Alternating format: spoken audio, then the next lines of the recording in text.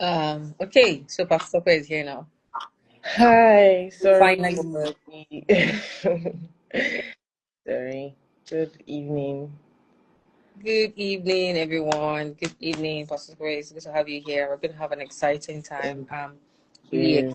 yes, I'm really excited about this topic. Somebody had sent me a private message and said, "Mrs. Agbebi, I'm going to be in this session." And he wrote the reason.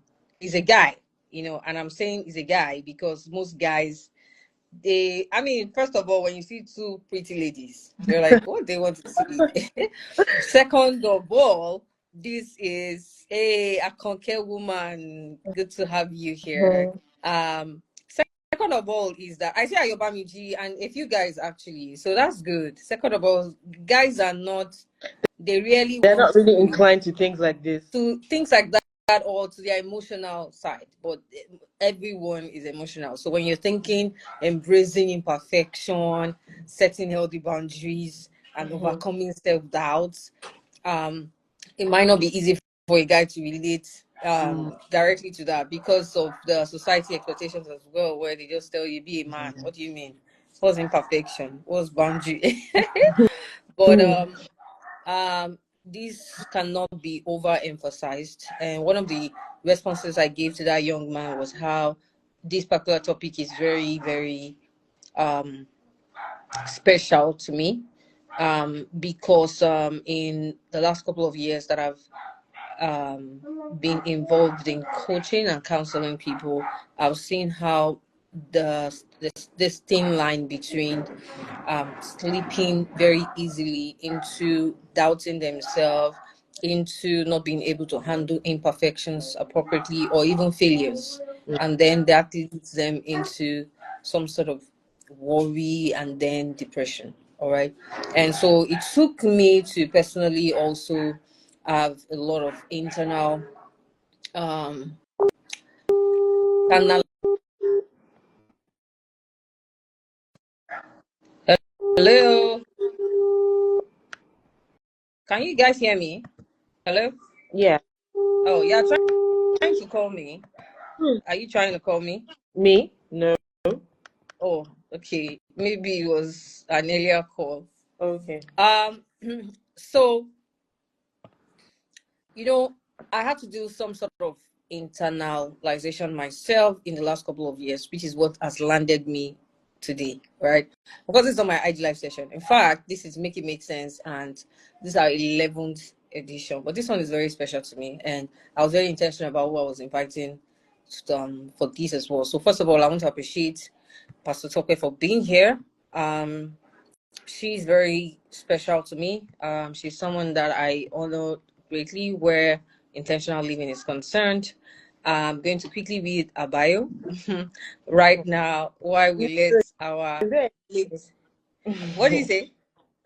Go on, go on, go on. While we let our late joiners join Mhm. us, right? Yeah. So everyone is welcome. This is Make It Make Sense. On this platform, I try to leverage my network to create a platform where people can be inspired and can learn from other people's experiences. Experience is your best teacher. It doesn't have to be your own experience.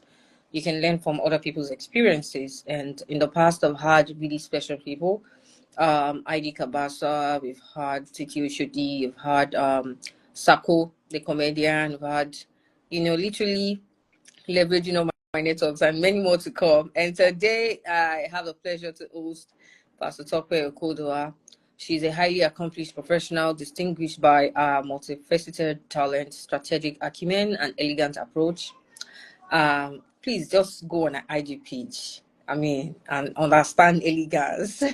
Our career is marked by a consistent record of success, significant impact, and transformative influence on individuals' lives.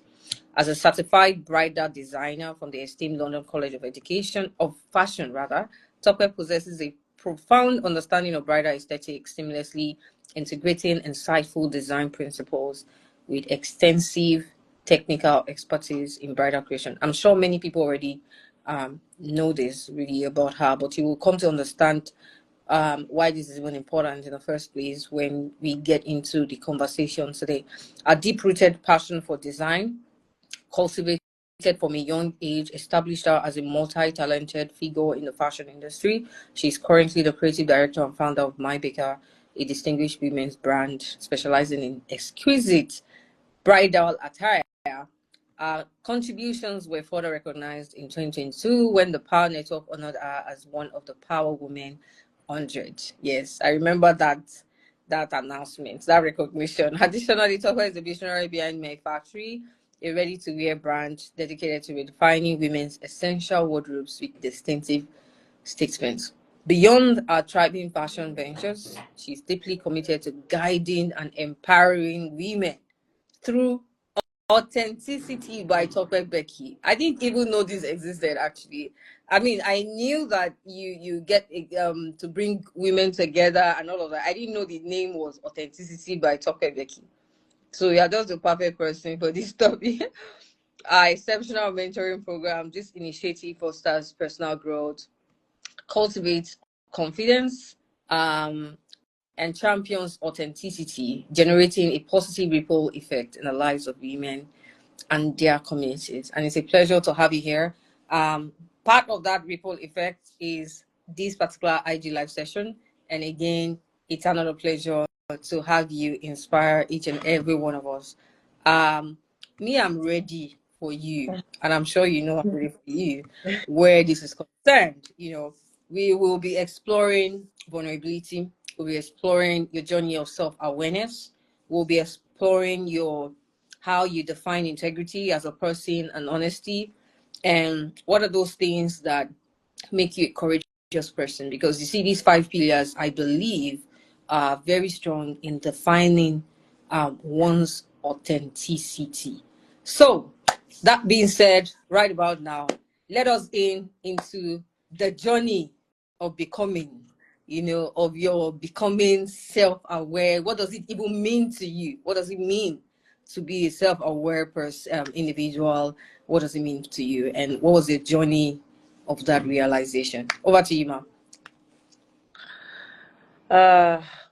I think that first of all, I can't take away God. First of all, thank you for inviting me. I appreciate it. Thank you so much. I appreciate it. Thank you. So first of all, I mean, I cannot take away the God factor because I do not think that I'll be where I am today if not because of God, first of all. And second of all, I think because of God and his revelation of who I am, right, it started that journey of self-discovery and uh, into my fullest potential of what I could become, right? And that would be one of the things that championed my way into self-awareness and all of those things. And I believe that every one person at every point of their lives will actually get to that point, right? No matter how much you know yourself, there's still always a better version of you, no matter what Wow. happens. What differentiates us is where you start from, right? Some people start from ground zero. Some people, their background has helped them a lot, and they don't need to go through all of the things that some of us went through. So, but there will always be a point in life where there'll always be a better version from you. So just like when you have as you have an iPhone, for instance, right? There's an update, right? It tells you that update is available. Now it's up to you to accept and to install that, right? Now you can keep it on a manual mode or you can keep it on an automatic mode, right? Some people are on automatic mode. Some people they have to do it manually, maybe because of course they're comfortable where they are and they're still trying to. But some people that do automatically, they know, okay, I've gotten to the end of this phase.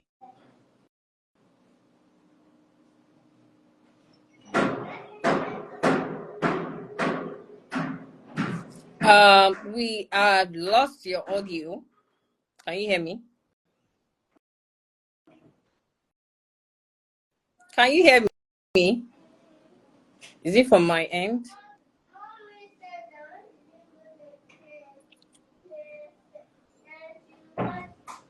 Hello, can you hear me?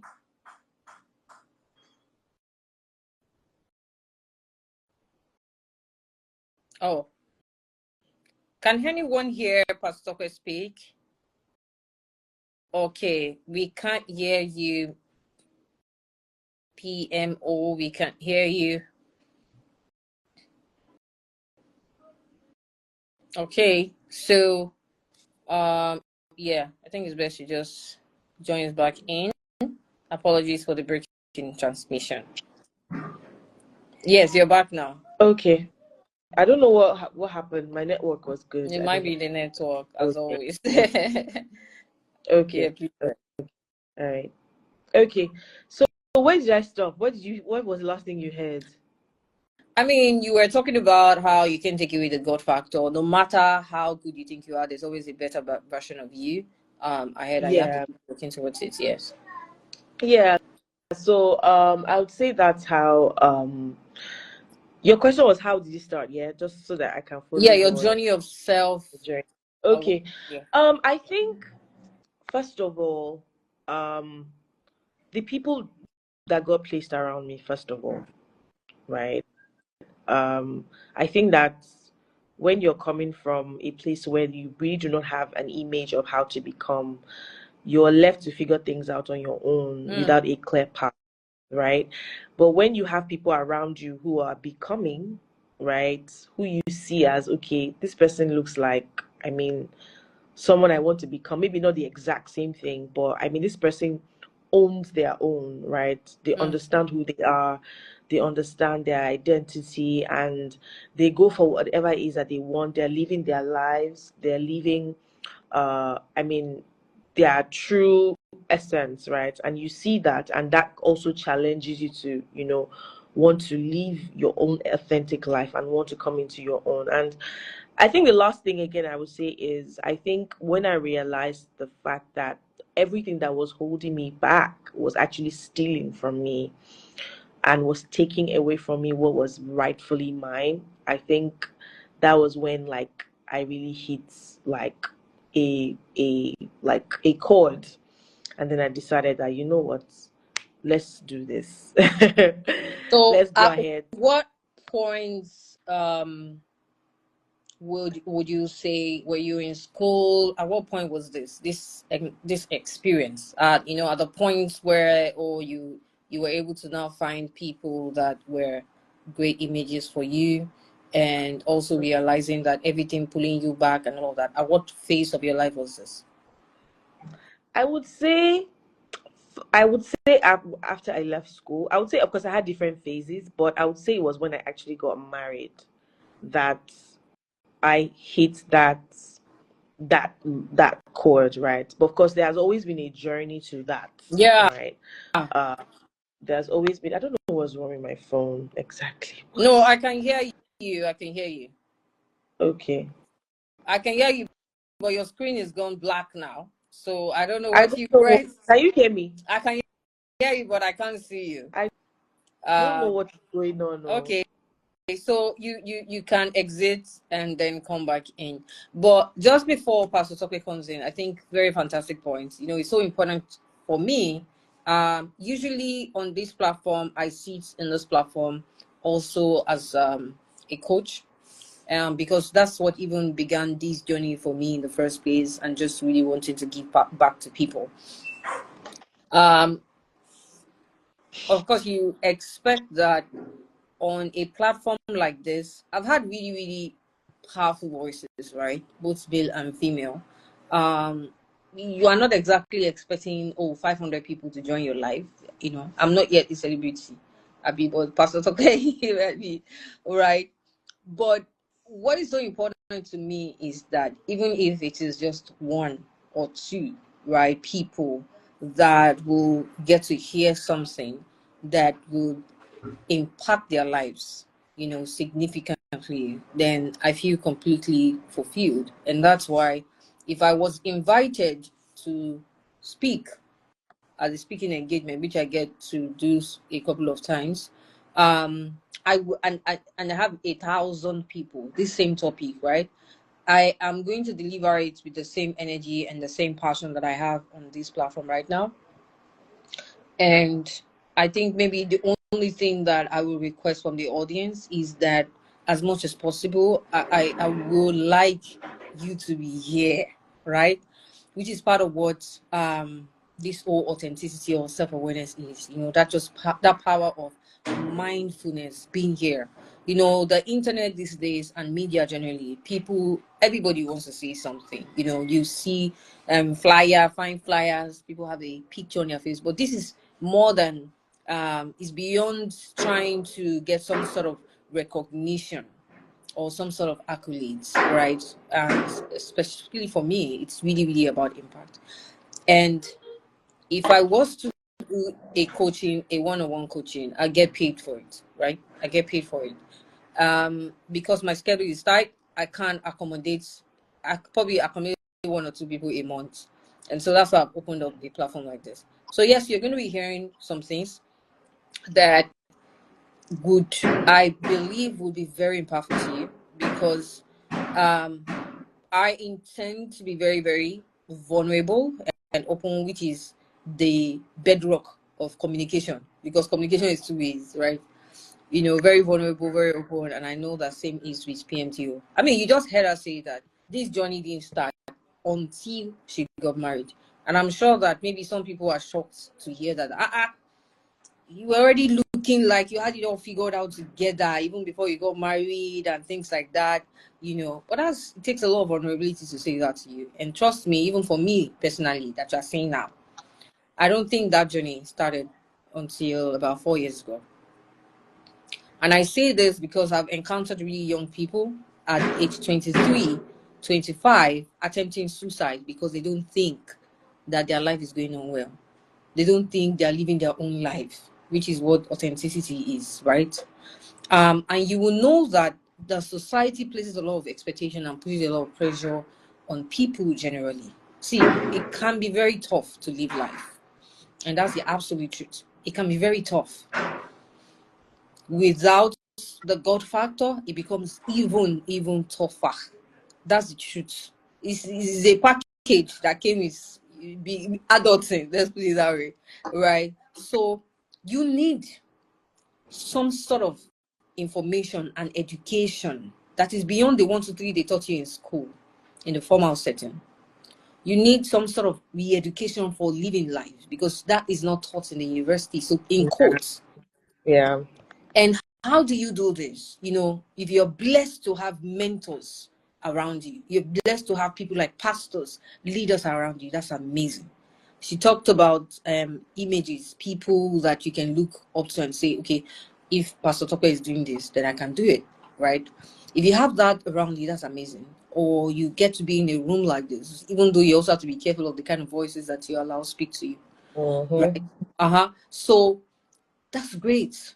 But if you don't have that kind of pleasure, but you still have to become, right? I will give an example before I take the next question to Pastor Tope. When I was growing up, I didn't like my name. I didn't like myself. I didn't like my name. I didn't like my stature. I didn't think I looked beautiful. I didn't like the family I came from. I didn't like that. I wasn't born in a rich family. I'm telling you, it's so annoying. I didn't have teddy bears growing up. I didn't have uncles telling me, oh, yeah, let's travel. I've never seen airplane. I didn't enter airplane until when, right? I can talk about it right now with a smile on my face. It was a big deal. It was a big deal because it was strong enough for me to attempt suicide as a teenager, right? It was that strong. That sense of self. I didn't like what I saw when I looked into the mirror. I felt like Kemi, and some people would have probably heard me say this. I felt like Kemi, no creativity. Back then, in my own time, if you are Yoruba, you're a girl, they will either call you Kemi or Oluwa Kemi, Oluwa Toyin, Oluwa Funmi, Sheyi. All those names, they just revolve around. But I feel like no creativity. Nowadays you hear, like, my daughter, my third child is Ireti Day. Even me, when I give her that name, it came from the bottom of my heart. So I feel like my parents did not even apply any form of creativity. That means there's nothing special about me. Kemi. If you tell me to introduce myself, I struggle with introducing myself. And I remember that in secondary school, I wanted to belong. And I'll give you guys this very quick story.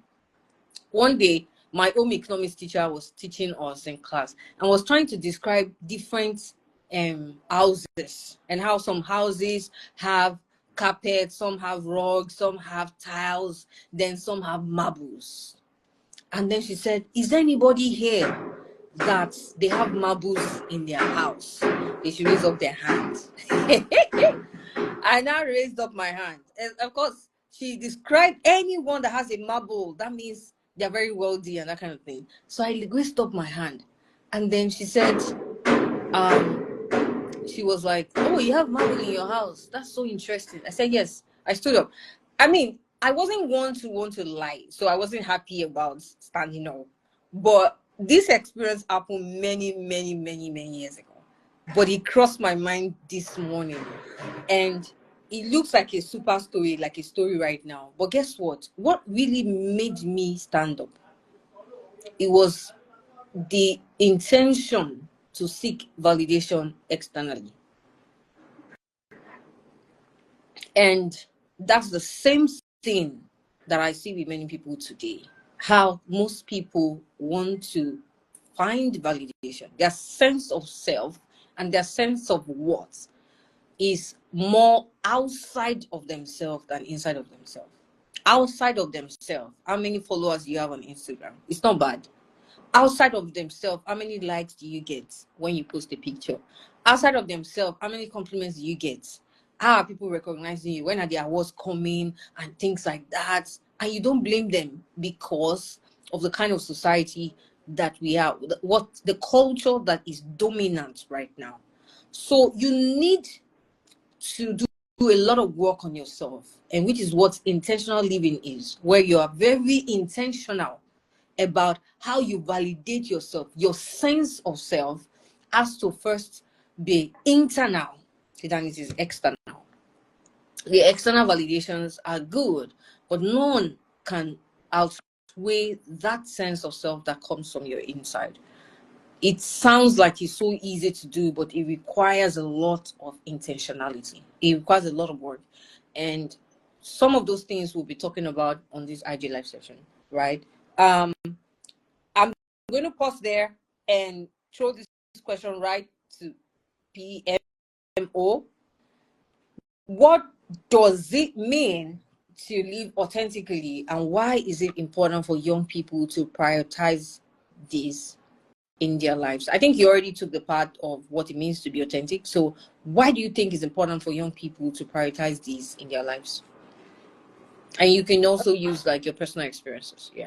Okay, first of all, I'll say that your authenticity is your superpower. Your authenticity is what differentiates you from every other person. Everyone else is taken. And so that's why it's important for you to be authentic. We don't need to be of somebody else. We've already seen it.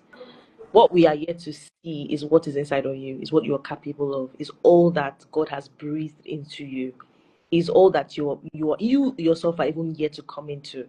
And you can only Wow. when you become self-aware and when you make that decision to live authentically, because it's life is a journey, right? And as we are, first of all, it has to be unraveled by you first before it is revealed to us, right? So that's why it's very important for you to live authentic, because it's your superpower. It's what would differentiate you. It's your distinct value. It's your distinctness. It's that precious thing that it's like your DNA. Yeah, you know how your DNA from everyone, even from the same family, from the same father and the same mother. That authenticity is what separates you from everyone else. And if you do not come into that, it's just more like you're just a shadow of a couple of people who have Wow. said, and you have just imbibed it and you're just living life on autopilot, right? So why is it important? It's important so that you can live your best life, so that you can be the best version of yourself, so that you can fulfill your purpose on the earth, so that we can see, I mean, so that even you can see what you are capable of, what your potential is all about, right? So it is very, very important because it shapes your life, it shapes your decisions, it shapes how you look at the world, it shapes get married to. It shapes how you groom your children. It shapes your visions, your aspirations. It shapes whether you're small, you remain small, you remain contained, you remain limited, or you are like, you know what, I'm gonna go all out to become everything I can become. I don't know what the outcome is. I only know that I have a vision. I only know this is what I want to do.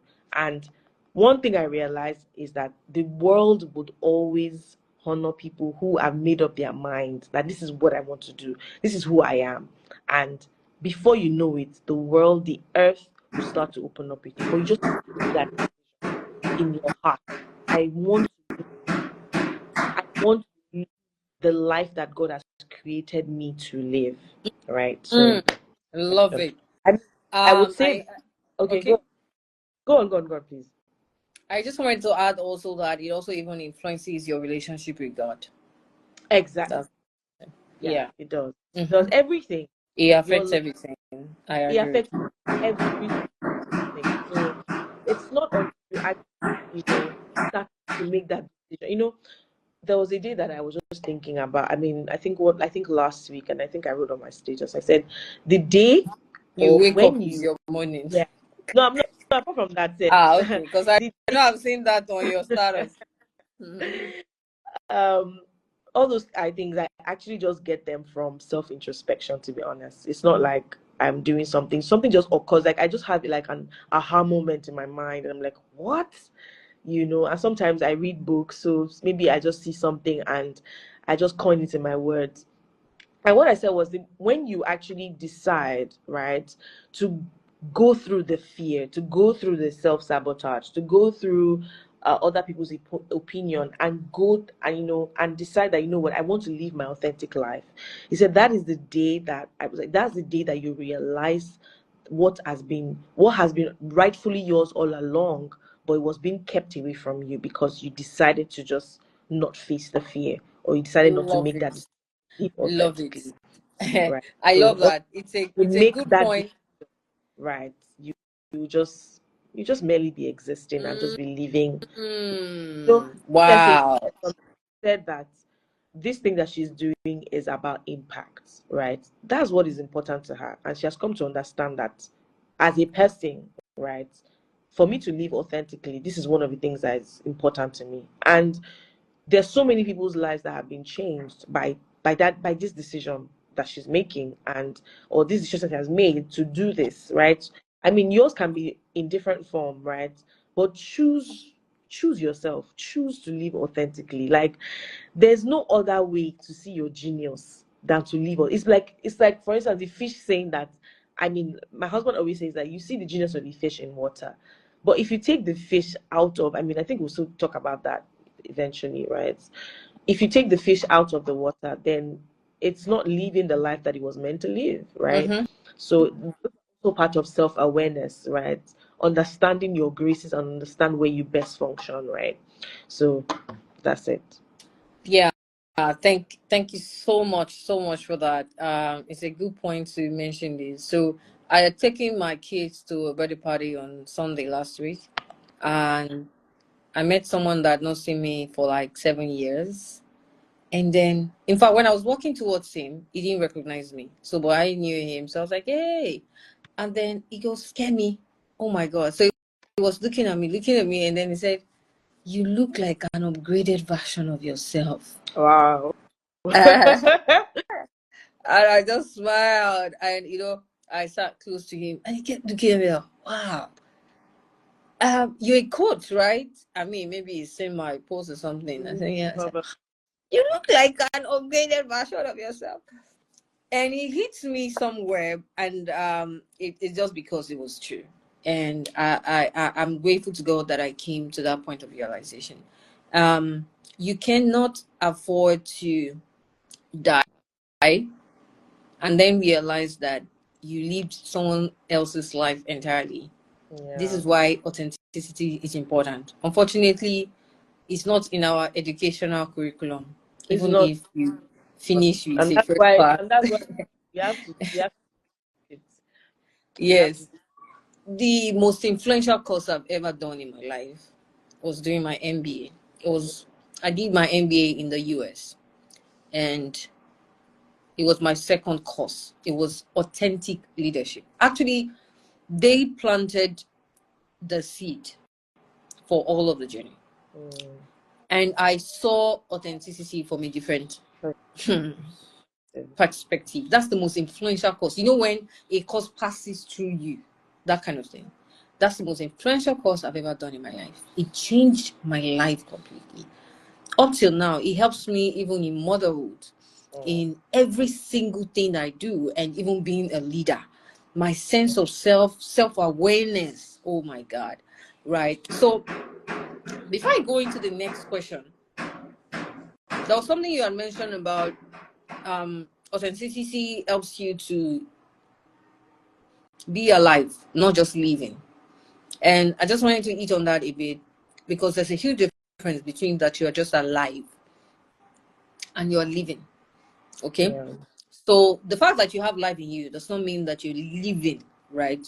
Living requires a lot of intentionality and authenticity.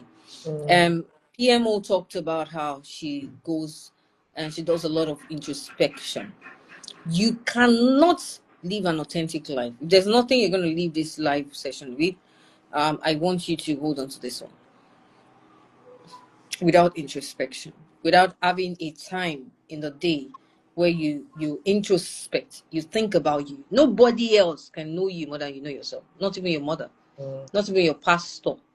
Many people are so quick to transfer responsibility to other people. Some people, their sense of self and worth is in their husbands, is in their boyfriend, is just external, is in their mother, is in their pastor, is in their leader.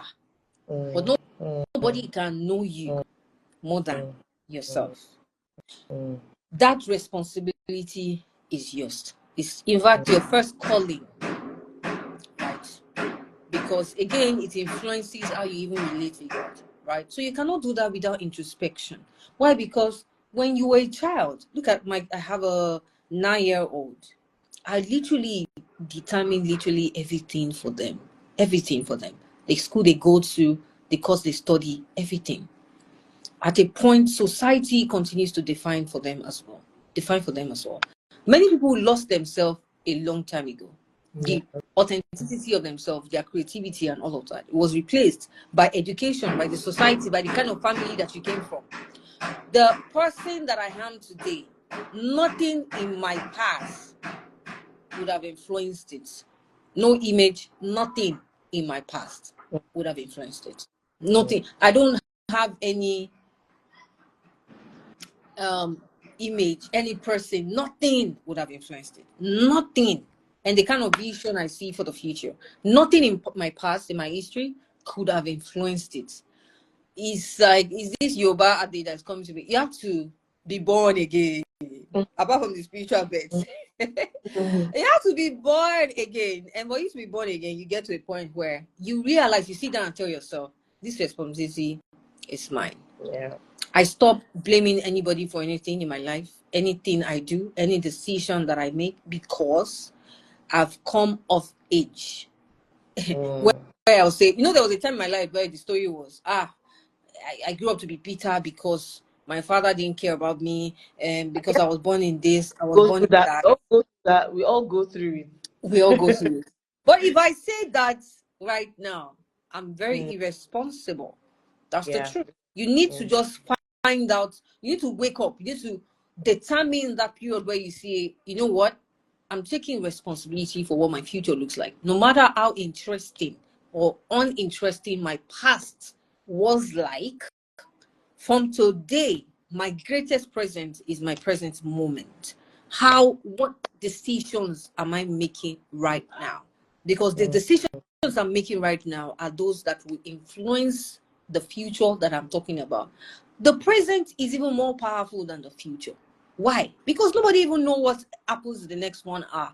But at least, what are you doing right now? Very important. And there's this thing that I used to say, that even if you are not sure of what you should be doing, at least be sure what you shouldn't be doing. You shouldn't be doing. Okay, where are you right now, right? And what shouldn't I be doing? What do I desire? Okay, I don't want to end up like this. I don't want to end up like that. Oh, I want to end up like PMO, I want to end up like her, right? what shouldn't I be doing? Okay, can I get it by, I mean, let me not go into all of those details, right? But again, your presence is your greatest presence. What exactly are you doing right now? Because if you are not faithful with the next 24 hours, even greater things will not be assigned to you. Nobody says you're going to be faithful in 1 year, right? What are you doing with that which you have right now? Okay. And are you making the most out of it? Being here, for example, is another opportunity where you just get to hear from other people's experiences. But what is more powerful is not even that you're here, it's about what you do with what you hear from this place, right? And I really do hope that this would come in very, very impactful to you. I know why I'm stressing on this. I know why I'm stressing on this, because I get to meet people at their lowest moments. Lowest moments. I engage people at their lowest moments. And guess what? By the time we are tracing it back, because I would always do that, you're tracing it back. You see that introspection you don't want to do. By the time you pay a coach, they will still go back. Yeah. Right? We go back, then I trace that, oh, this is exactly where it started. This is where the trigger started from. Right? And it still comes down to your sense of self, your self-awareness, and your idea or your perspective around your strengths and your weaknesses. There's certain things that I didn't have the privilege to experience, but I don't regret it now. But I don't also think about it. It doesn't make me feel any different from anybody. I've accepted that, well, this is the truth and there's nothing I can do about it. I wish I had a brother. I didn't have a brother. And yeah, there's nothing I can do to change that reality. I move on with my life, right? And that's the same thing. I wish I can have a G-Wagon. That's one of my favorite cars. But I can't afford to get one right now, maybe based on priorities, right? I'm not going to beat myself, say, God, my friends are doing better. People are doing better than me and things like that. I understand my journey and I understand what my reality is. And I know what are the most important things where this reality is concerned, where my strength is concerned and where my weakness is concerned, and how I can leverage these two things, right, to influence my decisions and choices right now that will be of maximum benefit to my future, right? I'll take the next question. It says, how can we develop a deeper understanding of ourselves and our values? And why is this important for making life choices? How can we develop a deeper understanding of ourselves and our values? And why is this important for making life choices? Okay, I think you already answered that question in what you were speaking, but I'll just buttress on it. I think it's all about introspection, right? You have to be willing to do the. Nobody's gonna do it for you. See, let me tell you something, right? One thing I realized, right, in my personal discovery, personal growth, is that people will call you what you call yourself. It's first of all starts with you. If you Come don't call on. yourself anything, right? Even if you don't say it, your behaviors, the way you react, the way you do things is already telling people about who you are. So you don't even need to see anything, right? But the first point, where you need to start from is, first of all, who are you? And you can find that answer in the place of deep self introspection. A lot of Love us, it. right, we are living lives, like you said, based on people's projections at us, based on people's beliefs, based on people who have gone ahead of us have said, oh, this is how it's supposed to be. So you adjust.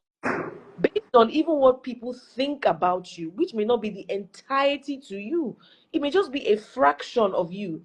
But people say, oh, since this is what you do, then everything is fine. That's why that way. That may not be everything. I mean, it's just like, for instance, right? You have a fan, right? Right?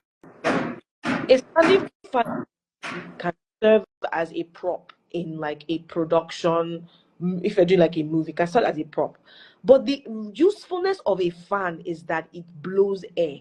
Is that it helps with when you are hot. Like that's the usefulness of that fan, right?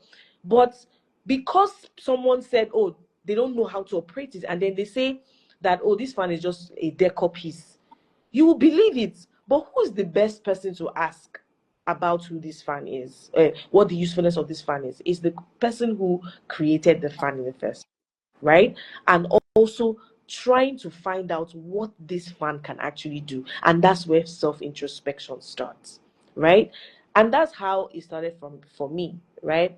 I sat down and I started to, I mean, you said something, you said your MBA started this, your authentic living. I don't know. For me, it was a meeting I attended by Femi Jacobs. I remember in 2018. And like I said, this thing, that wasn't just what, but that was a defining moment because it occurred to me that there was a lot of things that were happening in my life that I wasn't actually paying attention to. Some of you, there are patterns in your life that happens, but you do not sit down to think, what always happened to me? Now I'll give you an example. I realized that, I mean, a lot of people, when a lot of my secondary school friends, when they see me, they're like, Tope, you have changed. Like, this is not the Tope I know. Someone actually said, pastor's wife. I said, even me, I won't believe that I am. That's to show you where I'm coming from, the disparity between where I'm coming from and where I am right now, right? So one of the patterns I noticed in my life was everywhere that I went to, there was always a spotlight on me. Always. I've said this a lot of times, but I mean, I can't stop saying it because it's one of the things that I actually realized. And if you actually sit down, take time out to sit down and think about the things that happen in your life, you'll be able to connect some dots, right? So I realized that there's always spotlights, right? I can be sitting down on my own, not even talking to anyone, right? If I come to a program and then somebody out of the just say, "Oh, you're going to lead this class," or you are going to present this for us, or you're going to just something like I will be picked on, like out of everyone, and I'm like, why is this happening? So I didn't know better, right? But what would I do? What was always my initial reaction is that I would cower. I'll be like, oh no, please look for somebody else. I'll say, oh no, it's not me, somebody else. And I remember that meeting did something to me. It was like, as he was speaking, it was like I started to connect the dots, and I was like, oh my God, I had an aha moment, right? And one thing I realized about life is that repetition shapes our lives.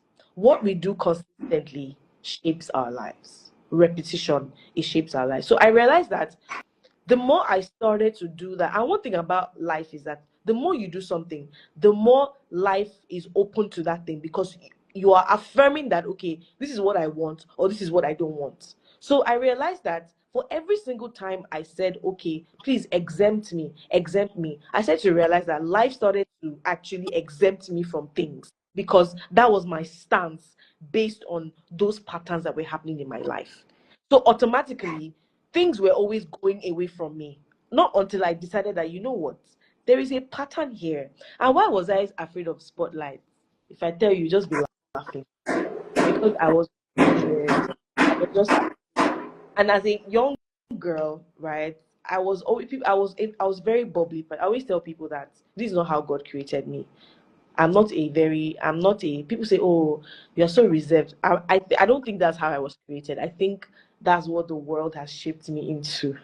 And of course, maturity and all of those things, right? I was a very bubbly girl as a child. One of those child that they will write, she's very brilliant, but she's a talkative, that kind of person. I mean, if you're on this live and they said anything about that, about you, please just, I know that I'm not a, so I was that kind of a person, right? But then I would always run away from that because of a lot of things that I went through in my personal life that maybe I don't want to share here. But one of the things I will say is the feeling of rejection, right? The feeling to want to fit in, the feeling to want to be liked by everyone, right? And not owning, like I said, not owning who you are, not owning your personality and all of those things. And so decided that, okay, you know what, this spotlight, so I would always run away from spotlights. I would always run away from anything that tends to bring me out of my shell. I will always go back into it, right? So I didn't realize, and I didn't realize that I started to believe a lie that the spotlight wasn't for me. And I realized that for every single time I entered the spotlight, I felt like I was entering into what was rightfully mine, like where God wanted me to be, right? But because I had allowed that pattern to ingrain in my life so much, I wasn't able to see opportunities. I wasn't open to opportunities. I wasn't open to different things that God, right? And life had for me, right? And like I said, things happen. Your life is sculptured through repetition. And when you say, yes, this is who I am, the world says, yes, this is who you are. When you say, this is not who I am, the world says, yes, this is not who I am. So you can shape and you can actually create your life. And I think that day forward, I said, you know what? I think that I need to stop doing this thing because there is more to me than just hiding. There's more to me than just living. And I think that's why I said that the effect really started when I got married, because I felt like the person I got married to also wasn't. I think if I didn't get married to anybody else except for my husband, I don't know where I would have been. I mean, you never know, because I mean, this is the only life I've Shout known. out, shout out to Right? PS. Right, because Oh. it was like the Holy Spirit was saying, no, just marry this guy. Once you marry this guy, I've trapped you. There's nothing you can do about it. And I keep telling people that I feel like God really trapped me, right? And I feel like it was for my own good, right? So introspection, you can't delegate introspection. Wow. I have mastered introspection so So, much you know, that someone needs I to help us post that up, right? You cannot delegate introspection. yeah, You know, there are some yeah, things that your mother would do for you. I was thinking about my mom is late. I think about my mom every now and then. I think it was yesterday. I saw this video where NBA, right? You can go and look for it if you're a woman because you're going to cry. So every NBA star on the platform will say, I just want to thank my mother. So they put the different versions of everyone. And I just felt the amount of responsibilities that is on mothers over their others. children. So at that Mm-hmm. point, I thought about my mother and the amount of prayers many of the things that I see in my life today are because of the sacrifices of prayers that my mother had said on my behalf. But guess what? Despite that, there are still certain things that my mother could never do for me. One of it is introspection. You Yeah. cannot delegate introspection.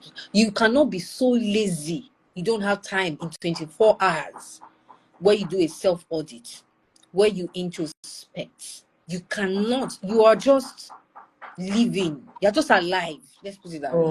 You're just Mm-hmm. alive. You're just alive. She said something about how the society is going to call you what you call yourself first, right? I remember that one time my IG profile is at the BKSA. So if you are not following me here, yes, you can follow me. Let me use this opportunity. You can follow me at the BKSA, and I get to host this event once a month. I have really powerful voices like Pastor Tope.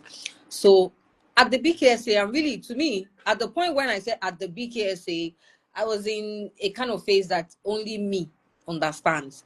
But before I knew it, people started saying BKSA, BKSA. I'm like, okay, people fine.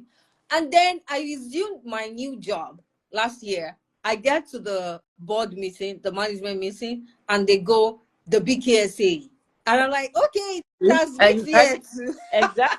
Like, You know, it's what you call yourself that people call you, right? So I if you do know, not right? call yourself that, if you do not label yourself, even if you don't even say anything, right? Even if you don't give it, your actions, the things you do, it already gives a summary of what. So if you Absolutely.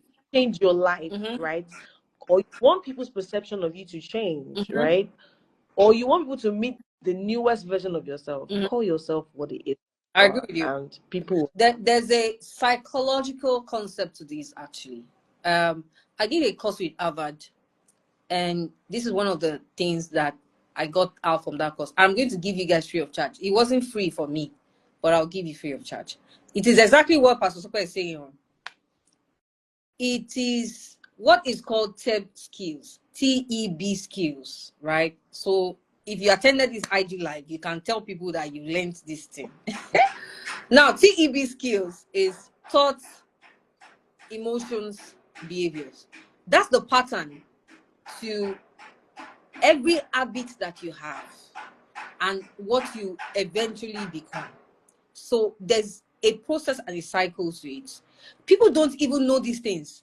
They don't know the amount of psychological principles, concepts that is already at play in our lives, whether you like it or not. Yes, you are very conscious about your spiritual heritage, which is great, right? You know, our identity, first of all, is in God. We are Trinity. We are body, soul, and spirit. We are a spirit that has a soul and lives in a body. But on earth here, your body takes a lot of preeminence in quotes, whether you like it or not. You see, no matter how anointed you are, there's so much you can do if you are sick on the bed. Like, if somebody is sick on the bed, there's so much you can do because his body is weak. That's why you have to take care of your body, and it's scriptural. Same thing with your mind. And many people don't really pay attention to it, right? So the pattern, going back to TEB skills, is thoughts, emotion, behavior, and then habits. And then you form a lifestyle out of it. So let's say this, right? You want to decide that you wake up after this session, or you just decide that, you see, this is the kind of person I want to be. Where does it start from? You start thinking well, think deeply about it, introspecting. It gets into your emotions, and before you know it, it starts forming your behavior. What some people don't do is they don't take enough time in the place of thinking, in the place of thoughts. Before they know it, they are posting it on WhatsApp story. This sometimes even what God has told them in the secret place, they are putting it on WhatsApp story.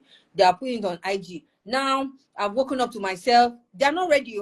I've woken up to myself. They're posting it on social media. They've not taken enough time for that cycle to complete. Thoughts, emotions, behavior, patterns. Every habit, every person, if you're here and you're addicted to anything, I've counseled several people out of addiction. This is how you also break every chain, every circle. Thoughts, emotions, behavior, habits, lifestyle, patterns. You're addicted to smoking, you're addicted to whatever. I mean, apart from those that are some spiritual undertone, right? This is how you break a habit, and this is how you form any habit. Thoughts, emotions, behaviors, it forms a pattern and it forms a lifestyle. And at that point, usually before I put out any expression in the media, I'm already working in level 3 before I put out any expression on media. It's very important to me because it helps me to control, to manage praise and what's the other one? Praise. I don't even know. Criticism. Yeah. Okay. Yeah. So I won't go and commit suicide because somebody criticized me on social media. I'm smiling about it, but the truth is that I've counseled celebrities that this is a big issue for them. How you manage, and it can be very crazy, right? But usually for me, that cycle is solid before I put out an expression outside. So that when people, if I put it out and people go, wow, big KSA, big KSA, big KSA, it's not exactly making my head bigger because I'm already in level 3 by the time they are meeting me in level 1, right? Or if people go, what kind of rubbish is this? How can a whole big you just did this rubbish, they criticize you? It doesn't exactly affect me, right? Because I'm already at level 3. Do with it what you want to do with it. So again, you want to form any habit, you want to break any habit, you go through you go through that cycle: thoughts, emotions, behaviors. That's how you form patterns, and that's how you form lifestyle. I want to leave this with you as well before I go to the next question for Pastor Sope. During my coaching sessions, this is one of the things I tell people. In 24 hours, have a moment where you introspect for sure. I try every morning to take a walk 1 hour. I do like 10,000 steps every morning. And I do a lot of introspection during that time. And even at night. Then there's this thing we call daydreaming. That's what I want to say. Even if it's 5 minutes of your day, devote it to daydreaming. You know what you do with daydreaming? You see that level of thoughts. People don't understand how to utilize thoughts. But you see that level of thoughts is very sensitive, because a lot can happen there. You know, the devil can mess you up as well. Which is why, for as many people that have a stand with God, that's the foundation of your life, even of your thoughts. You know, the scripture says that whatsoever, it defines the things that you should think about. Okay, well, even the scripture says, this book of the Lord will not depart from your mouth. You will meditate on it day and night, and observe to do according to all that is written in it. Then you will make your way prosperous, and you will have good success. This is cycle complete. Where does it start from? Meditation, day and night, right? You be thinking, how does meditating day and night, how does it link to prosperity and have good success? It's because you initiate it, you catalyze it from the place of the spirit, your mind will flow. And that mind is the one that will do TEB, thoughts, emotions, behavior, patterns, and lifestyle. So have a moment, even if it's 5 minutes, where you just daydream. How powerful is daydreaming for you? Daydreaming helps you. And in daydreaming, you are free to do anything, to be anything you want to be. When I'm daydreaming, I can think about, see, I'm the president of the United States of America. It's free of charge. Nobody can cut my neck, can hold a gun to me. That's the power of daydreaming. You see that daydreaming, just give yourself permission to be anything. Hopefully things that are good. You know, that's why you have to start from scriptures. Give yourself permission to be anything, right? You could be, imagine yourself, like myself, I imagine myself on a TED platform speaking. I think about being on global platforms. It's free of charge. Think about sitting with President Obama. I'll say Obama for some reason. But think, you are free to think in that moment. No matter what, just plan the thoughts. Plan the thoughts there. It's free of charge. Nobody's going to hold you. Think about it. 5 minutes daydreaming. But you don't spend too much time daydreaming. And that's the phase that some people are usually find themselves. They're daydreaming. Their desire to want to be better is wishful thinking, because they are never doing anything to support that thought. There's no action that is supporting the thoughts. You see that? Because there's thoughts, emotion, there's behaviors. Behaviors is very critical. That what you do supersedes what you're thinking about. If you like, think from morning to night, daydream from morning to night. What are you doing? So you must always come out of a daydreaming time with what action looks like, with being able to see if is my current action, is it aligning with what I see about myself? Or you see, that daydreaming could be envisioning as well. All right. So I'm going to leave that with you guys. You didn't pay for this coaching center, but I've given you share. So again, remember, thoughts, emotions, behavior, patterns, lifestyle. Basically, that's what determines everybody's lifestyle, right? If you are trying to break any habit, same thing. You're trying to form any habit, same thing. All right. And then I did say something about daydreaming, even if it's for 5 minutes, and spend time introspecting. I would say morning and night. Morning and night. At the end of the day, I'll always do a self-audit. How did the day go? What were the, let me say, KPIs, key achievements for that day? You see, now that you hear it, especially if you're hearing for the first time, it looks like it's a lot of work. Can that be a lot of work? But now, do you know, it's just a lifestyle for me. In fact, it's nothing, it doesn't take anything from me. I just go into it, right? It helps me even in the work that I do, right? The work that I do, I don't wait for, you know how you do performance reviews at the end of a quarter. I don't wait for that, because I do daily reviews, right? As at Q2, I already met my target for the year in my company. It looks like, hey, what was the magic? It's just everyday accountability to self-audit. Same thing with your life as well. So people are like, 2025, we'll give them. Okay, each of your actions every day leading to these 365 days, you are not even auditing it. There is no December that comes to me by surprise, where I just say, what have I even done this year? Was I not the one leaving the January, February, up to the December? No December comes to me by shock. No January makes me feel like, oh yeah, let's do it now. Let's do it now. Because every single day, how faithful are you to each 24 hours you have? Before we talk about 365 days. But this is not a coaching session. So I'm going to go to the next question I have for Pastor Tope. Even though I think in these our conversations, we've gotten to answer quite a number of all of these questions. For example, this one says, what role does self-awareness play in living authentically? I think we already touched on that, right? And how can we cultivate these in our everyday lives? We touched on that, or do you want to add any other thing on that? No, I think you've done perfect. We're good with that. Okay, good. Then we have, how can we balance the need to fit in with expectations and our own authenticity? Why do you want to fit in the first place? Give us. Like, why do you want to fit? I think that because people are scared of criticism, they just so that I don't um I mean I don't want any problems. So let's let me just why I understand that I mean wherever you are, right, there are there are ways of doing things, right?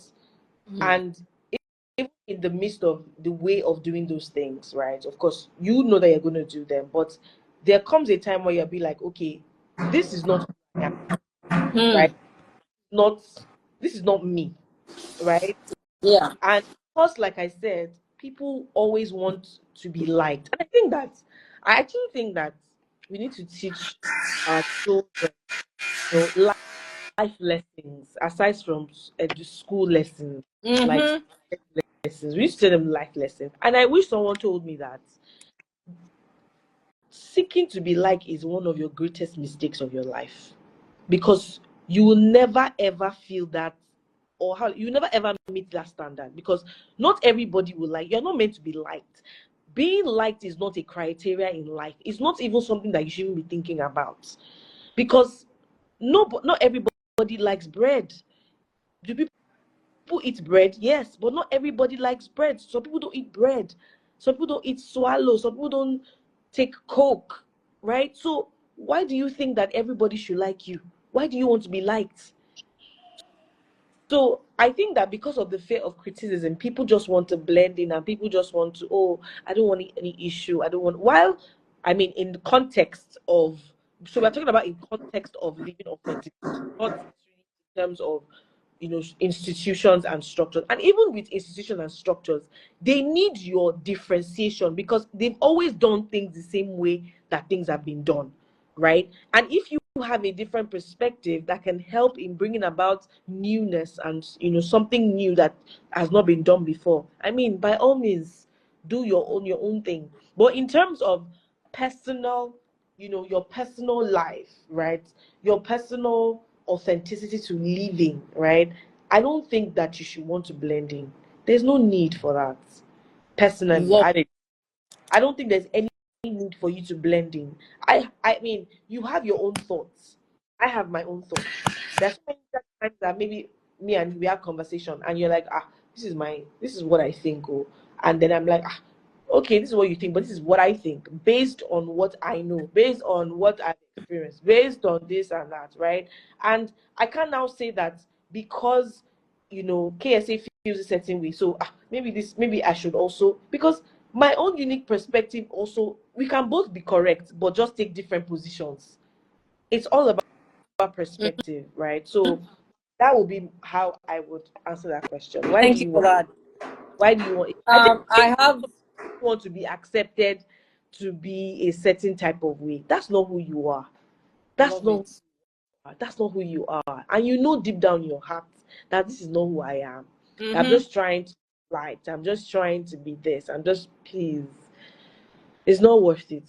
You can as well focus energy on something meaningful that would help. You can focus that energy on self-introspection and personal growth, to build your confidence, to build your strength, your I core strength, and love that.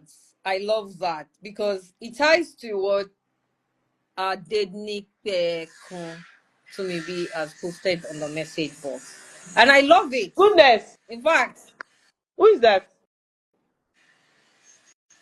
CMO, we can't see your face again though. Oh, In sorry. fact, I feel like you should be sitting on this platform with us with this heavy thing that you have posted here. So, but I'm going to read it out to everybody I right can't now. hear me. Because Okay, send it to you.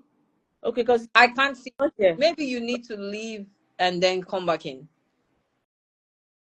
Hello? Yeah, that's good. I mean, this has been super, super insightful and interesting. And I love the energy in the room at the moment. Keep this energy, right? Maybe the next time this platform I'm going to be sharing with you guys. So I have Adeni Pekun say, everyone engages in daydreaming or meditation in some form. However, most people use that time to imagine what could go wrong instead of exploring positive possibilities. Who agrees to that? Who agrees with that? Absolutely correct. Absolutely correct. Thank you so much for sharing that perspective. Um, thank you so much for sharing that perspective to me. I will take it again. This is what to me has said here. I want to read it. And I think it's so important for everyone. It says everyone engages in daydreaming or meditation in some form. However, most people use that time to imagine what could go wrong instead of Mm. positive possibilities. And I agree with you. Worry is a useless energy. Worry has nothing to offer you. I try as much as possible not to get into worry, as against thinking of positive thoughts. So most people use that time to imagine what could go on because it's easy to worry. It's very easy to worry. It's more difficult to be courageous. You see, every negative energy you can imagine is easier to flow into them. For example, hatred. Hatred, you hear some news, you be like, what kind of hate? There's this news about a woman that had killed a 4-year-old child, and I mean, he had some mental health issues. And then you say, what kind of hatred did he have? That feeling that you have when you imagine hatred like that. If you try love, what love could do, hatred is learning. If you hear some stories, some powerful stories of love and what love could do, hatred is learning. Negative energies are always easy to fall into. Worry is easy to fall into. It's easier to fall into depression. It's easier to worry, and so it's easier to always imagine all the things that can go wrong. That's your flesh, and that's where living intentionally comes in, where you are intentional with ensuring that you're default at every point in time. And if you are a spiritual person, you have a place in God. That environment allows your thoughts to always be positive. Even that one requires some level of grace. The most anointed people, sometimes if they don't take charge of their thoughts, the devil, what is it, an adage or is in the scripture that an idle mind is the devil's workshop or something of that nature, right? Even the devil is coveting your mind, your idle, the place of your thoughts, because he knows that is where it starts from. The fall of man started from a thought. I can be like God. We can be like God. If we are like God, even Jesus was tempted from the place of planting a thought in it. So you don't want to joke with what happens at the place of your thought. All right, so yeah, I'm going to move on from that. What are some obstacles people face from living authentically, and how can we overcome them? I think you might have touched on this a bit. Yeah, we've talked But about that. we've talked about that already. Um, how can mindfulness and self-reflection help us stay connected to our inner selves and live more authentically? I think we talked about that as well. Isn't that introspection, self-reflection? How can it help us stay connected to our inner selves and live more authentically? I would just like to touch a bit on mindfulness as well. And because some people they hear mindfulness, they even have it on their app, their wristwatch app, Apple, whatever. But they don't really know what mindfulness is. And mindfulness requires a lot of intentionality. So yet again, I'm going to give you guys for free. Mindfulness is present moment consciousness, and how you can always be present. And when I give you this example, you see how many people actually get guilty of not being mindful. You see that tendency to want to multitask might not exactly be for your good. You know how you are eating, then you are carrying phone, you're on Instagram, and you think that I'm eating and I'm carrying phone. But the more you engage in practices like that, you are actually getting farther from being a mindful person. Mindfulness and the consciousness and intentionality of present moments means that when you eat your food, you actually eat your food.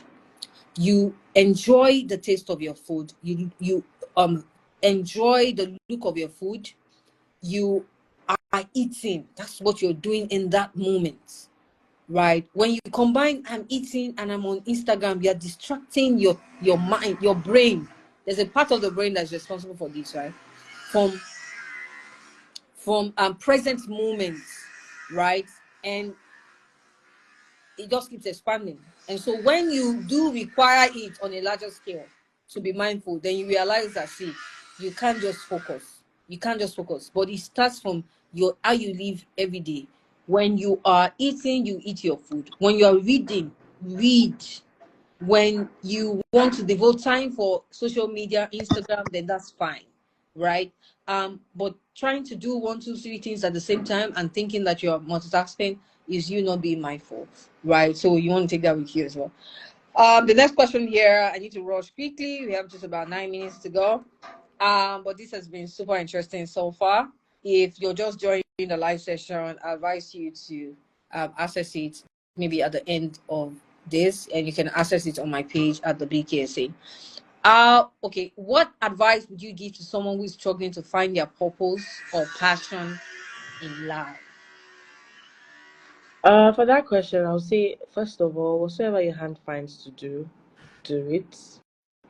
You know, And I also think that another thing you can do is to pray to God about it, because, like I said earlier, who better to ask than the manufacturer of a thing what its purpose is for? So, but I believe that purpose is something that you do on your way. It's a discovery. journey. Yeah. So that's why I said, whatsoever you find your hand finds to do, keep doing it and keep trusting God to lead you in the path that you ought to go. So yeah, that'll be my answer. Love it. The next question says, how can we prioritize our own needs and desires without feeling guilty or selfish? If you don't prioritize yourself, who will? Without feeling guilty or selfish. There's no need for you to feel guilty, because I feel like if you don't develop yourself as a person, if you don't work on yourself as a person, what would you have to give? There'll be nothing for you to give. So I feel like, of course, there's that balance, right, of being selfish and um, or being too self-focused that you now neglect all the other that you're committed to, the other part you're supposed to play, right? But in terms of focusing on yourself as a person, like becoming the better version of yourself, right? There's that balance, and I think I would say that um, um, focusing on yourself is actually very, very important, right? Because if you're not the best version of yourself, there'll be nothing else to give. There'll be nothing to give. There'll be nothing. I mean, look at Mrs. KSA now, right? She has worked on herself. She has gone through many growths, different, self introspection, different things to get her to where she is, right? And if she did not focus on herself for some, because I believe that, of course, it's not every season of your life that you always have that, that season where you feel like, you know what, I need to incubate, I need to work on myself, right? But when that time comes, I think you should prioritize yourself rather than, other things that do not, that are not top priority. And that's why I said that if you do not invest in yourself, if you do not take time to pour into yourself, you will not be able to pour into others, right? Mm-hmm. So there has to be that balance between, the two. So when it's time for you to actually, concentrate and say, you know what, this is the time for me to incubate, please, I would say prioritize yourself, right? And then once you've come out of that season or that time, then you can now, okay, you know, do whatever it is that you want to do without feeling any form of selfish. Because sometimes you actually have to be selfish because it's your life at stake. Especially if you know that um you get what I'm trying to say, right? Especially when you know that I have to give everything, like I have to give everything like it takes, right? And I don't have time for frivolities. Like you actually don't have time, right? Because there's so many things to do. And I feel like when it comes down to that, then you're able to prioritize the things that are important in your life. So it helps you to cut away with things that are not really necessary in your life that you should be paying attention to, right? It streamlines it, and that's why self-introspection is important, self-awareness is important, because then you know, okay, these are things that are important to me, these are things that are not important to me. So yeah, that's my answer. Love it. Love it. I have here, how can we stay true to ourselves in the face of criticism or judgment from others? I think And we've why, spoken about it yeah, earlier. why is this important for our well-being? I think we already spoke about this. There's a final one here that says, what role does vulnerability play in building meaningful relationships and living authentically? Mm. What role does What role? vulnerability play? Mm. I think vulnerability is very important too, because for me, let me relate it with myself. I don't think I can be in relationships with now, of course,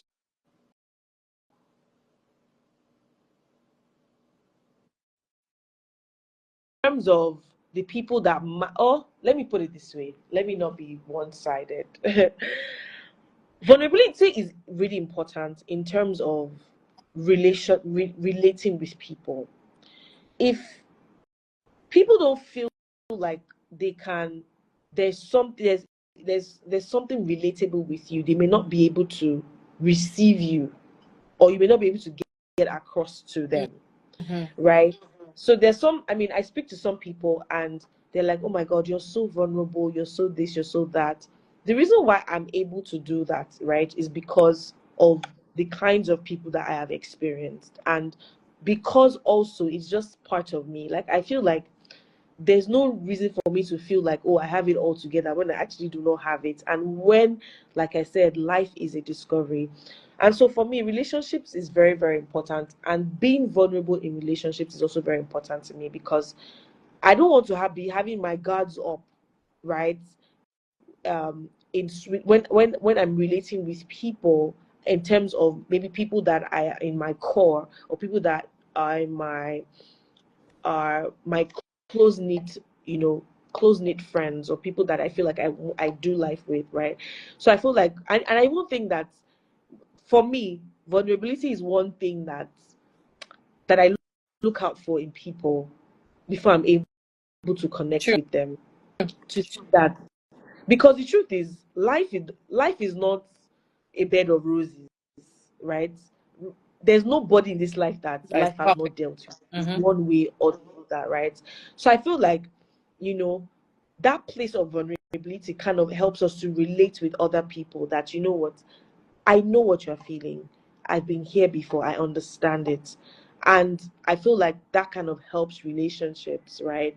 In terms of, okay, this is who I am. This is where I'm going to. And just helps people to just know that, okay, I can relate with this person because I know that this person doesn't have everything, all figured out. So I think it's very, very important. I mean, everyone who come, I mean, I make it a point of contact. Sometimes people tell me that, oh, they come to meet me, they're having conversation. Oh my God, I've been through stuff. These are just be looking at them.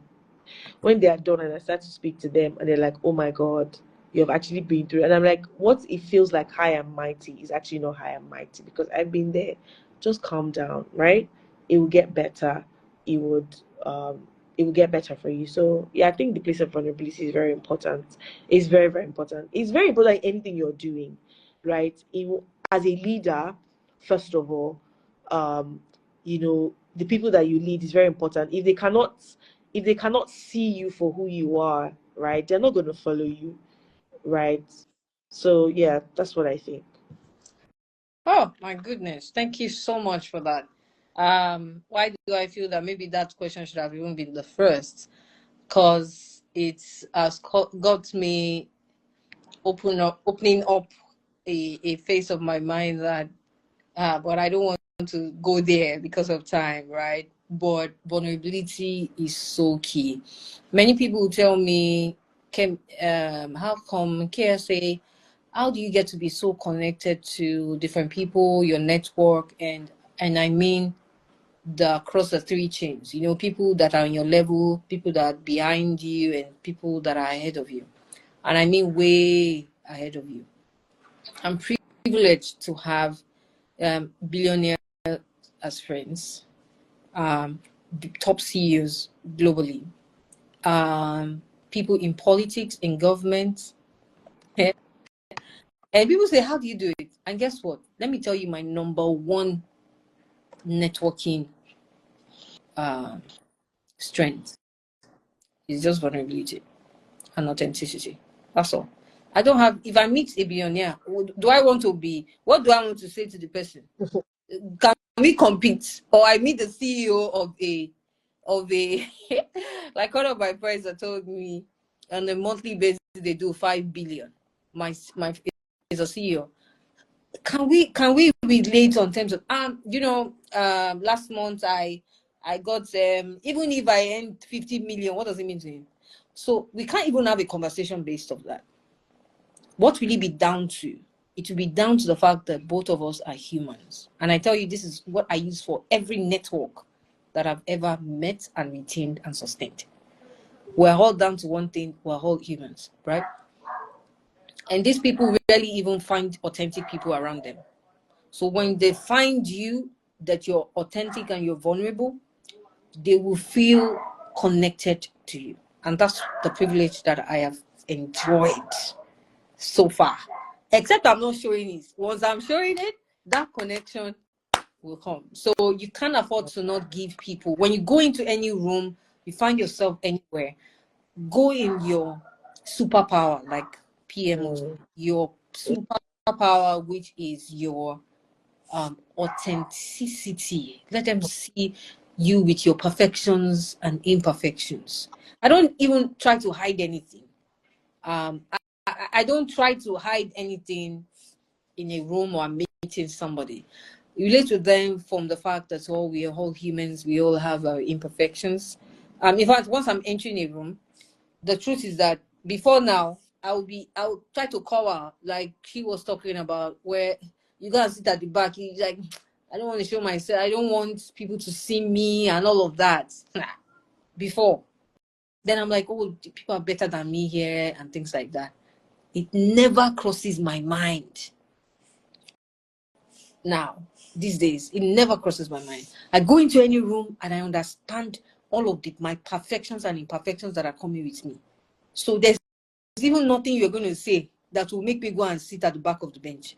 Like in terms of imperfections, why are you so skinny? Maybe someone says, oh, you're so skinny. I'm like, oh, really? Thank you. Move on. Right? So there's nothing anyone is going to say. I go in my superpower, my authenticity, with all of my perfections and imperfections, all of my history and everything. I enter that room with it. All right. Pastor Tope is back, and we're going to round up in the next 5 minutes. I want to touch on just a few things where setting healthy boundaries is concerned and overcoming self-doubt. PMO, you might need to ask requests to join back so that I can accept you. But how has it been for you guys so far, especially those that have stayed through to this end? I want you to just drop a comment or two, an emoji or two. But it's been very, very transformation. See, let me tell you something. At the end of the day, let me speak you back. No. It's not more than you be in a room. See, she said a turning point was when she went to a conference with Femi Jacobs. It was a turning point. What happened there? She met with knowledge. She encountered knowledge. You can be in a room that's full of knowledge and you get nothing. Some people they think that it depends on the environment. For example, if this if there was even a price on this, it would determine how valuable it is. Or maybe it was in Radisson Hotel or things like that. It's still words. The entire word was formed with words. Your life will change with it. You are one word away from the next version, the better version of yourself. Absolute truth. So I want you to go back and just introspect or review all of the things that you have heard here today, because I told you, I even gave instances of things that I learned from, like a Harvard, where I paid, from even my MBA, right? I paid a lot of money for, right? And I'm giving it to you like this. Some people think that it's until they go to Harvard themselves like this, and they not tell them, the professor not tell them that, oh yeah, this is it, before they change. But I really do hope that we'll do so much with everything that we have. Please share your testimonies with me. And this is why this is even happening in the first place. So, Pastor Tope, we have just about 5 minutes, but before you go, I want you to just quickly touch on setting healthy boundaries and What? overcoming self. Setting healthy boundaries Mm-hmm. and overcoming self doubt. They're separate. All right. So we can go with setting healthy boundaries. How do you go about setting boundaries? Why is it even important to set boundaries in your life? How do you go about setting boundaries? I missed your first point. You said there are two things. Yes, setting healthy boundaries and then overcoming self-doubt. But we'll take overcoming self-doubt at the end. So setting healthy boundaries. How do we go about setting healthy boundaries? Why is it important to set boundaries in the first place? I think it's very important for your mental health. Right. You have to set boundaries first with you first. It starts with you before it starts with people. Um, First of all, I don't know, I mean, where it is you are at, is that okay? Some things that you used to indulge in, you used to get yourself involved with, you're going to set boundaries that okay, I'm not going to do these things anymore. So for me, one of the things that I used to do then was uh negative self-talk, in terms of I would beat myself, you know, so hard. Like I was like the first critic of my life. Like because when I see something, I always see the bad, you know. I always, you know, center in on, I know there was someone who said something about people daydream, but they daydream of the wrong things when you can actually do the things. So I used to do that before, and so I decided that, you know what, it's not good for me. So I put a boundary to it. That, you know what, this is, so instead of that, I would take off my, so what I do is I look at the situation where I am currently, and I look forward to the place I want to, where I want to be. So that helps me to say, you know what, this is just for a certain time, right? It has an expiry date.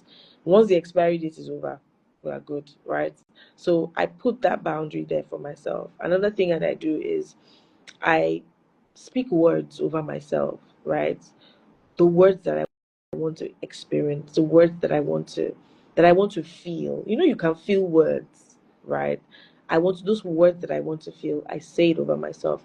And then when it comes to people, setting boundaries, you have to let people know that this is who I am, right? And this is what I stand. That's why self introspection is important. When you so it's like a layer. You can't miss one layer and go to the next. It's not going to And work. jump. And jump. It's not going to work. That's why I said it starts with you first. Once you're able to come into an understanding of your values, and you are one with it, like you know that this is my core, right? Then you know that okay, you set the tone, like this is the standard, right? Anyone who cannot accommodate this, anyone who feels like, even if, I don't care whether they've been your friends before, right? They've been your friends before, but they met the new version of you. They need to meet the new Mm. and say, okay, this is my new version, right? I do not, entertain this anymore. I remember one of my friends, right? Before, I mean, now I just remembered that, I don't know where that example came. So when we used to joke, and then we used to laugh, and we used to insult each other. And then one day she came to meet me, and she said, guys, she feels like we need to stop doing these things, right? Because I feel like And when she said that thing to me, something switched in me. And you need to switch some things in people so that people can see you that there's something else, something else going on. After that time, I started to think about that. It's actually true. Why do we do this, right? And I guess it's because she came into an understanding of something that I hadn't come into prior until then, that I now went back to think about that. Oh, okay, why did she say this? And I'm like, oh, okay, it's actually because it's not good for you can't be talking down at yourself. It doesn't help you. And words are powerful. They are magnets. You don't know, you have to watch what you hear and what you say, because you don't know where it will stick, right? And you start to react based on whatever it is that you say over yourself over time. So putting that boundary helps your mental health. It also helps people to now see you in a different light, that okay, this is how I want to be seen, or this is who I am now, and you need to embrace this. And let me tell you something: when you start to come into this level of knowledge, you are going to lose people, and I want you to be okay with that. I really want you to be okay, especially for people who are not ready to walk that journey with you. It's okay. When they go through their own, they'll come and meet you where you are, right? But at this point where you say, okay, you know what? This is where I'm at right now. This is where I want to go to, right? And of course, if at all you've even tried to speak to them and they still not getting it, please don't stress yourself. Don't stress yourself. They'll come and meet you in front when they go through their own transformation. They will eventually adjust. Yeah. I love it. You know that even God understands boundaries, and He created boundaries so that they can be structured. Think about the ocean. If there was no boundary, where would we be? You know what we are at risk of? Even the skies. There are boundaries everywhere. Think about it. So even God understands boundaries, because boundaries are necessary in every system. Yeah, in every system, especially the one that have a structure, boundaries are important. I'm trying to strain this so that part of your introspection tonight, hopefully, is that you go back and think about if you have set up boundaries in your life, because you need to. If certain people have not started saying, you have changed, they are trying to reject, or they're trying to fight that boundary that you're trying to set up, or that change that is happening to you, then maybe there's no change actually happening. Because like she said, you're going to lose people. It's like you're crossing from Europe. Look, there are boundaries everywhere. Don't you get? How many continents are there in the world? 7. Each country has its boundaries. Imagine that countries don't have boundaries, so I can just walk and enter Ghana, or walk and enter anywhere, right? If countries can have that, even animals have boundaries. Don't you understand? When a female dog is ovulating, or a male dog wants to mate, it's going to mark a terrain, create a boundary for the female is targeting. Animals have boundary. How much more your own life? Anyone rejecting the boundary that you have set for your life does not really care about you. It doesn't even understand how important it is. All right.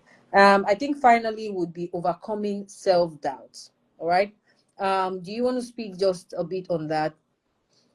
Oh, I have a lot to say about that, but I'll just keep it short. Sure. I went for a conference in 2023, right? And I think that conference shaped my perspective on how I see self-doubt, fear, and its sisters and sistrens. And then I was in a room full of women. I mean, amazing women doing stuff like great things. By the second day of the conference, right, when I heard some people speak, some of these women speak, I realized that these women are not different from me, because I used to feel like, oh, there's something that these women know. Special about them. It's special. I mean, there has to be something, right? And I realized it's not like they are special, really. The only thing that separates me from them is that they decided to move in spite of the doubt and the fear. So everything that you want to become is on the other side. I know this is aspire to is the truth. Try it. Just try it and see.